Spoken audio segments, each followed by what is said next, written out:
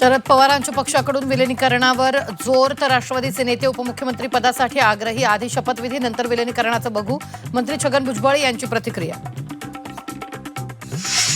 पवार कुटुंबासोबत उद्या चर्चा करू, त्यानंतर उपमुख्यमंत्री पदाचा निर्णय घेऊ. सुनील तटकरे यांची माहिती. उपमुख्यमंत्री पदाबाबत उद्या बैठक, निर्णय झाल्यास उद्या शपथविधी होणार. छगन भुजबळांची माहिती. सुनेत्रा पवारांना उपमुख्यमंत्री करा. एनसीपीच्या नेत्यांचा फडणवीसांकडे प्रस्ताव. जवळपास तासभर वर्षावर खलबत.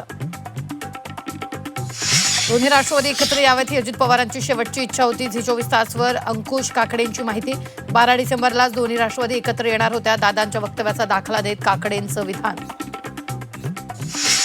बारामती एअरपोर्टवर रडार तसंच एटीसीची यंत्रणा नसल्याचा संजय राऊतांचा दावा. विमानतळावरील असुविधांबाबत डीजीसीए काय करते, राऊतांचा सवाल.